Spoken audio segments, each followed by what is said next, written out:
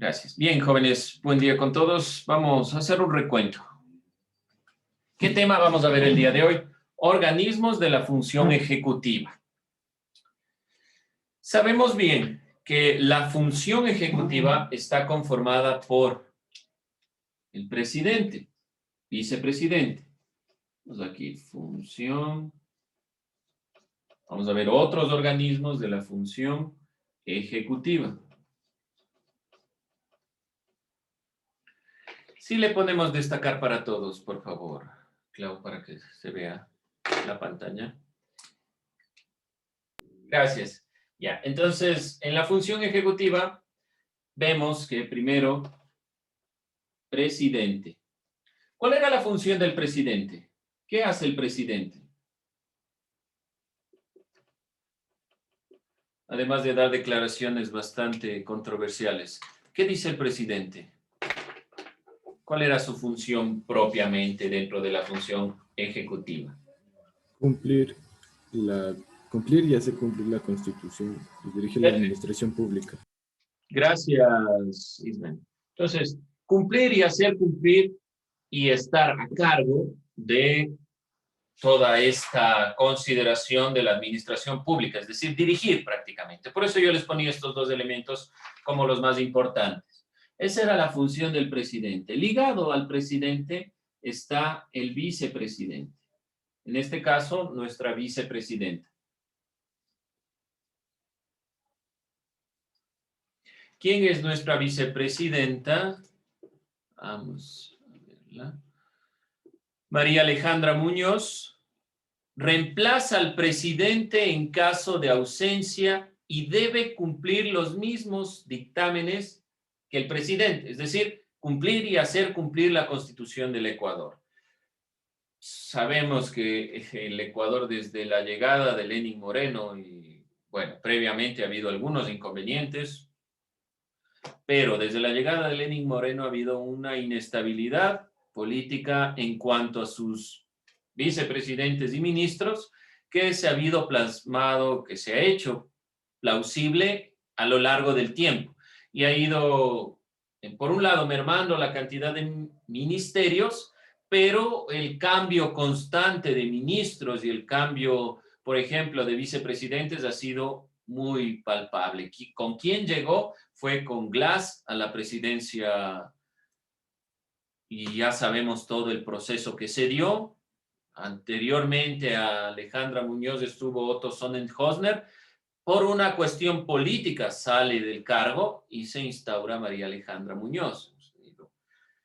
Esta cantidad de vicepresidentes, 4 en realidad, en todo este proceso de la transición hasta llegar a estos 4 años. Eso, desde mi punto de vista, es una inestabilidad de los representantes, que también se ve plasmada en políticas.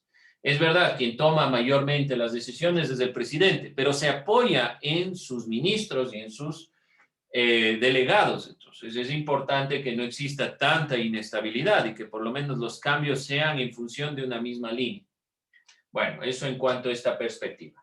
Adicionalmente al presidente y vicepresidente se conforman los ministros de Estado. Ministros de Estado. Dentro de todo este proceso hemos tenido para 2017 23 ministerios y 11 secretarías, en la actualidad son 17. Ministerios han ido mermando por varias situaciones y que se han ido uniendo algunos ministerios y hemos quedado en esta perspectiva de tener 17 ministerios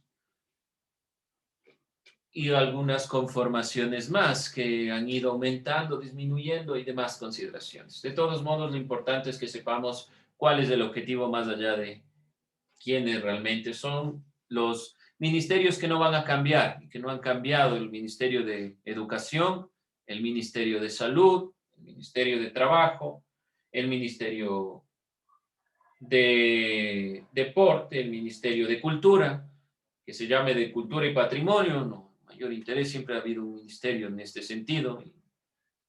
De todos modos, dentro de esta consideración vamos a ver propiamente las funciones y qué son las consideraciones en cuanto a estos ministerios. Tomando en cuenta el día que estamos, para la próxima semana haremos un trabajo conjunto. Lo importante es que vayamos sacando el resumen de esta clase, ¿sí? De estos dos elementos que vamos a ver y en lo posible la función legislativa también. Según la Constitución, quien ejerza la vicepresidencia cumple los mismos requisitos que el cargo de presidente y solo llega a este punto cuando, es decir, a reemplazar al presidente, cuando el presidente se ausenta. Ya ha planteado el compañero la función del presidente, que es propiamente cumplir y hacer cumplir la Constitución. Entonces, el vicepresidente, el momento que reemplaza al presidente, cumple esa misma función. El segundo mandatario reemplaza entonces al presidente en caso de ausencia, puede ser temporal o puede ser definitiva. Si ya veíamos nosotros dentro de la perspectiva, puede el presidente cesar funciones. ¿Por qué no más cesa funciones del presidente? ¿Por qué cesará funciones del presidente?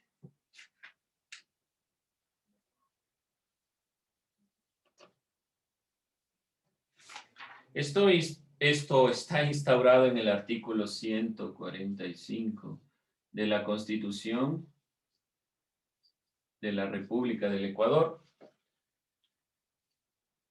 ¿Alguien? ¿Ideas? ¿Por qué cesa funciones? ¿Por qué deja de ser presidente un presidente?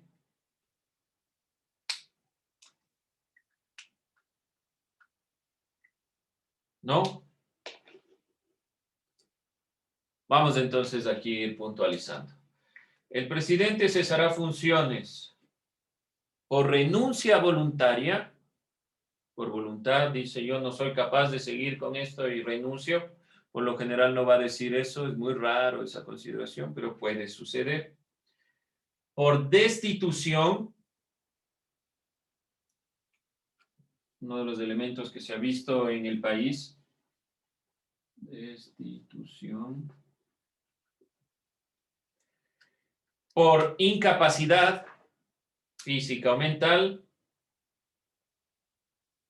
por abandono del cargo,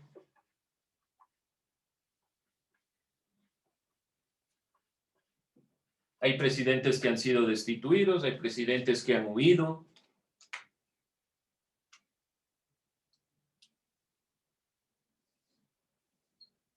Porque la Asamblea también revoque el mandato, revocatoria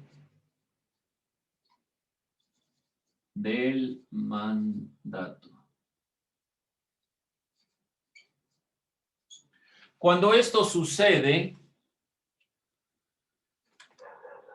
cuando se da este cese de funciones, cuando no está el presidente, por A o B razones, el vicepresidente le sucede.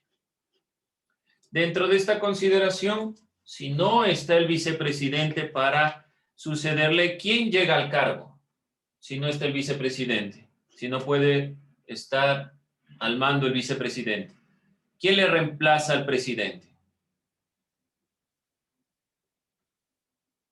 Digamos que no está el vicepresidente, tampoco puede asumir el cargo. ¿Quién le reemplaza? Primer ministro. El presidente de la Asamblea Nacional. ¿Sí? El presidente de la Asamblea Nacional reemplaza. Anteriormente, que se llamaba Congreso, uno de los presidentes del Congreso reemplazó a un presidente. ¿Sí?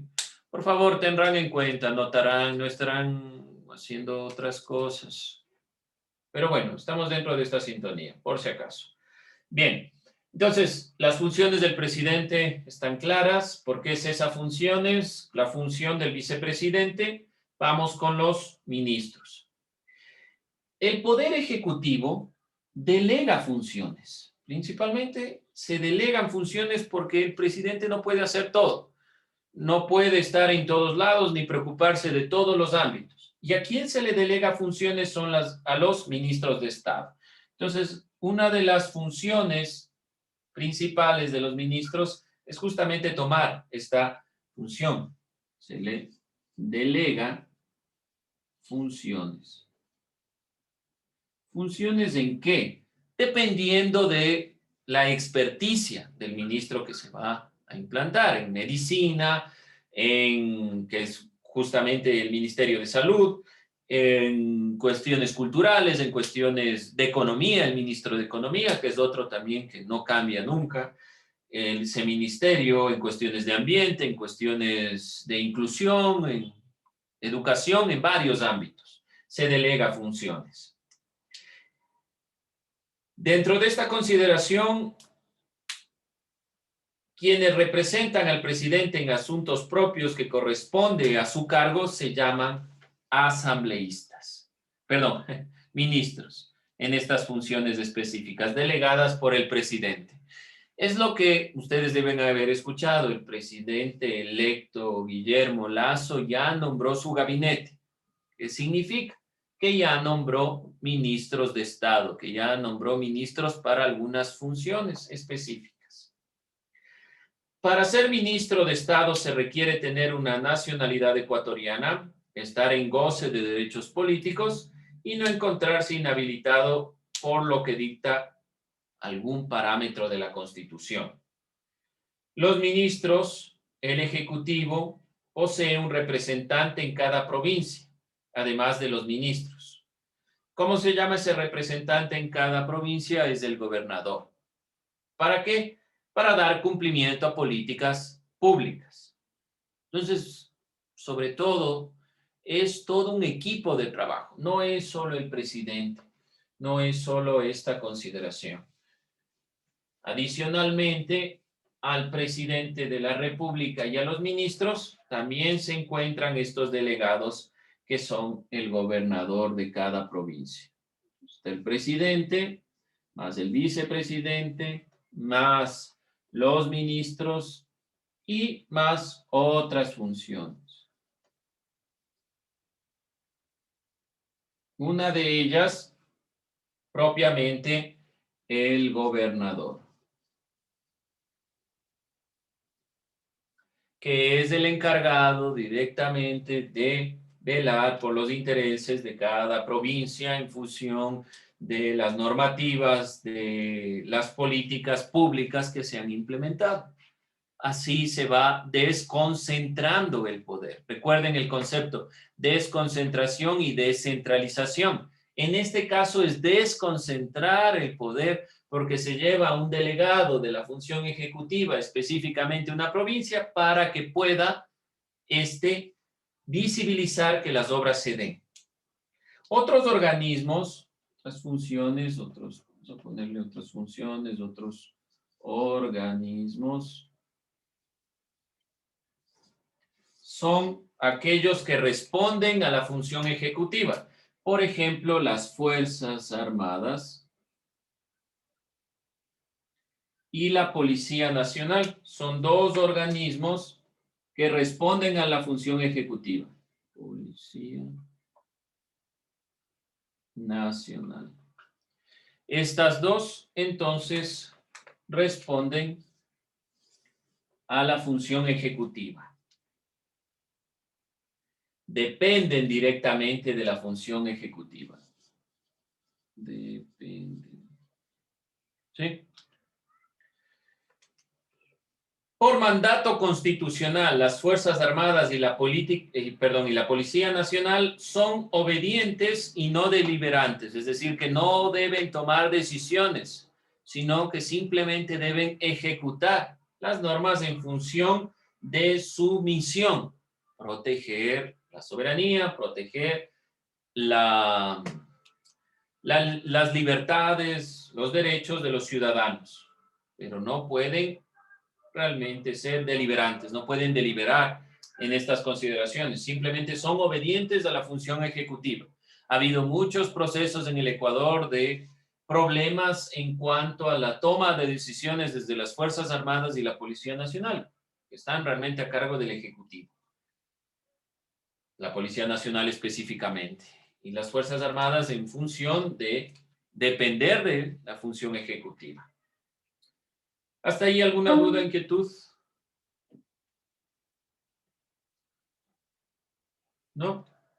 Ok, entonces vemos que esto conforma propiamente la función ejecutiva, presidente, vicepresidente, ministros y otros organismos, otras funciones, que como son la Policía Nacional, que depende de la función ejecutiva. Hay otros organismos, por ejemplo, el Consejo Nacional de Igualdad, algunos otros elementos que mayormente se van integrando dentro de la misma perspectiva. También las secretarías, además de los ministerios.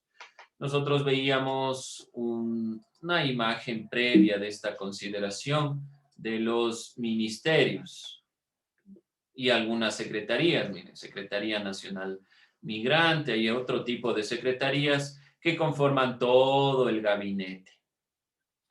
Con eso estamos cerrando los organismos de la función ejecutiva del Estado ecuatoriano. Estos dos temas, la función ejecutiva del Estado ecuatoriano más los organismos de la función ejecutiva, están interrelacionados. Por eso los hemos tratado de esta manera. El objetivo final es que ustedes entiendan y logren explicar quiénes conforman la función ejecutiva, cuáles son sus funciones, quién delega estas funciones, ya sea en el caso del presidente a través del voto popular o los ministros electos por el presidente. Son los elementos que ustedes deben recordar. Como les digo, en la siguiente clase estaremos sintetizando a través de preguntas estos elementos. Vamos a finalizar con el siguiente tema: función legislativa.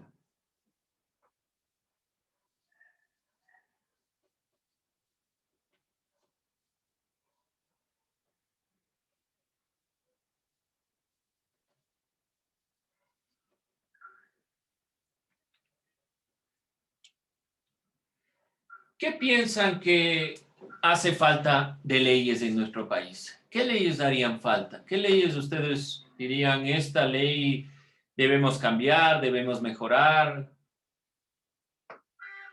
¿En función de qué? ¿Seguridad, de trabajo? ¿Qué creen ustedes? ¿Qué leyes piensan que hace falta en nuestro país? Opinen. La que ustedes deseen, que crean que debe mejorarse o que debe cambiarse.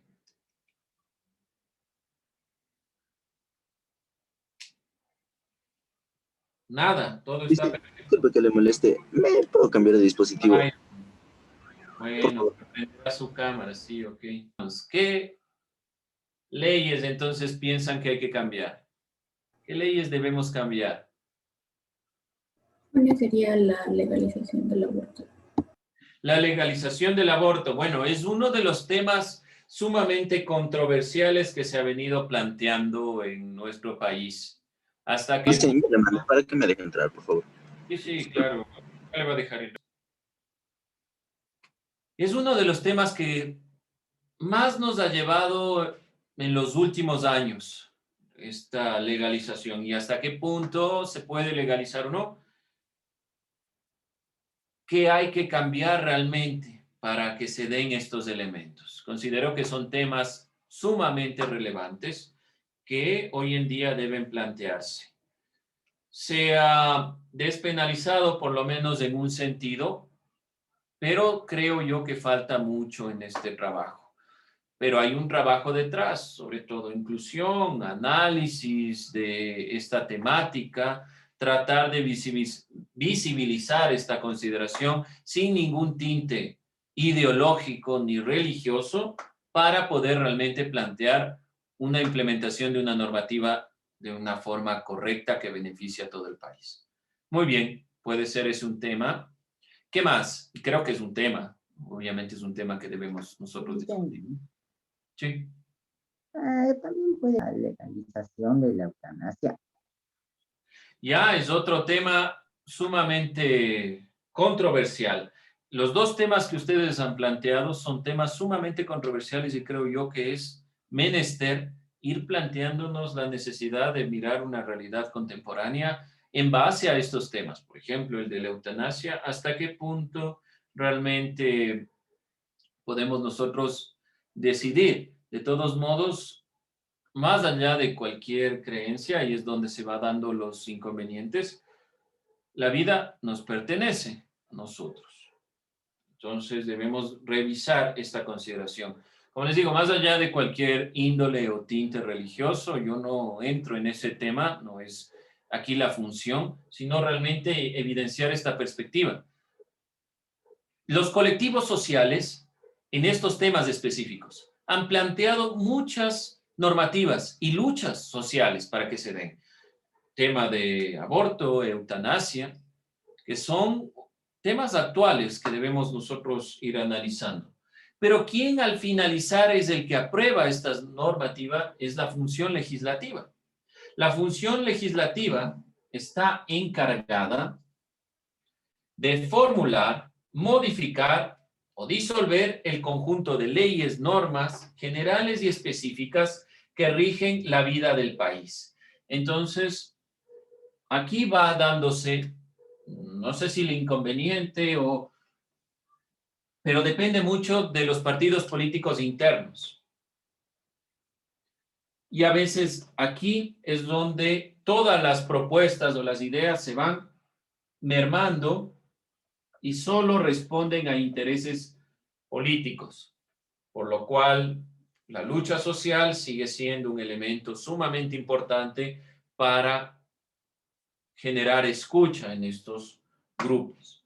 Por lo que la función legislativa está encargada de formular, de modificar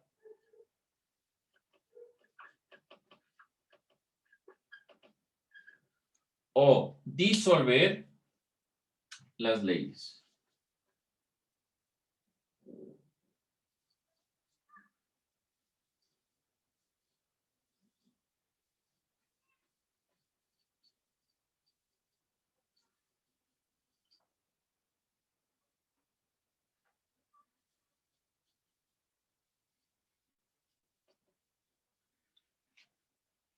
Pueden de esta manera normar la vida de la ciudadanía y facilitar así la convivencia entre los miembros y el Estado, entre los miembros de la ciudadanía y el Estado. Vemos que en estos casos específicos que ustedes han planteado, que son temas que deben reformularse, que deben replantearse, específicamente están hablando de la vida de los ciudadanos, cómo coexisten los ciudadanos y la toma de decisiones frente a esta consideración, por ejemplo, de la eutanasia, del aborto, hasta qué punto la normativa o hasta qué punto podemos nosotros tomar esta decisión en base a ciertos factores que pueden irse presentando. La función legislativa está directamente representada por la Asamblea Nacional.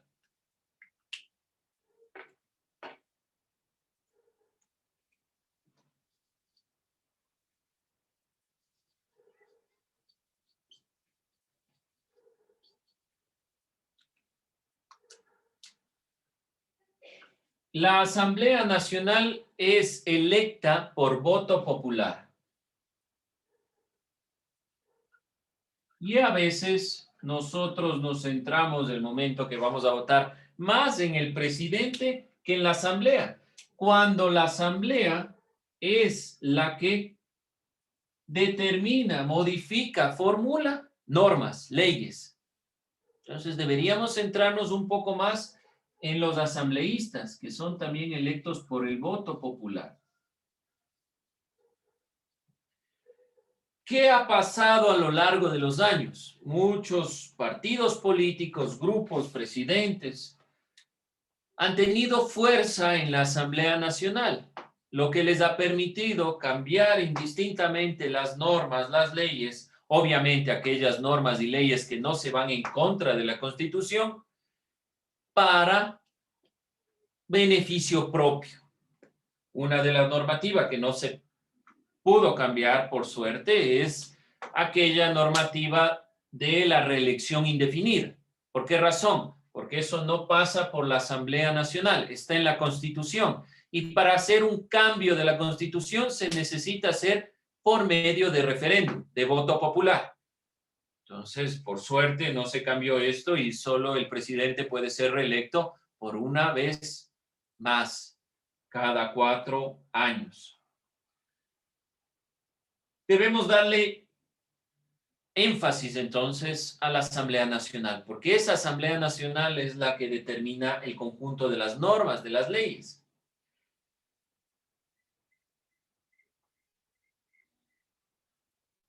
Está integrada entonces por los asambleístas. Estos asambleístas, igual que el presidente, duran 4 años en su cargo. La Asamblea Nacional tiene su sede en Quito. Está conformado por una sola Cámara de Representantes. Excepcionalmente podrá unirse en cualquier parte del territorio. Su sede es en Quito, pero si tienen por A o B razones, pueden presentarse indistintamente en cualquier sitio del país. Bien, con esto vamos a estar cerrando esta consideración, este punto de la función legislativa. Nos faltan algunos elementos que estaremos complementando. ¿Dudas, preguntas, inquietudes? Hasta ahí. No se olvide, y vamos cerrando con esto, revisando esta consideración. Miren la composición parlamentaria dentro de todo lo que fue la así llamada Revolución Ciudadana, cuando el presidente Rafael Correa estuvo a cargo del poder. La mayor cantidad de asambleístas estaban dentro del partido de Alianza País, por lo tanto, la posibilidad de que una ley se apruebe, si viene del Ejecutivo, era mucho mayor. Y si viene de sectores contrarios a la presidencia, no se daba prácticamente, porque funciona la mayoría absoluta dentro de la composición del Parlamento, de la Asamblea Nacional. Este es uno de los inconvenientes que puede tener la Asamblea Nacional y que a veces nosotros no tomamos en cuenta el momento que vamos a elegir a los candidatos. Debe existir, por lo general debería ser equilibrado la Asamblea Nacional para que las leyes respondan a las necesidades de cada uno de los grupos o de las regiones dentro de esta consideración. Tatiana, ¿alguna cuestión? ¿Alguna pregunta? Tatiana. Déjame cerrando. De la Asamblea Nacional ya no es esta. Alianza País no tiene ya ningún tipo de poder político. El poder político está en la Asamblea Nacional mayormente representado por el nuevo partido que fue guiado nuevamente por el presidente Rafael Correa y por toda esta perspectiva. Veamos qué sucede dentro de la toma de decisiones. La mayor cantidad de asambleístas va a ser para este partido político de Andrés Arauz, pero también tiene una fuerza importante la oposición, enmarcada dentro de varios partidos políticos, pero veamos cómo se da esta consideración. Bien, jóvenes, gracias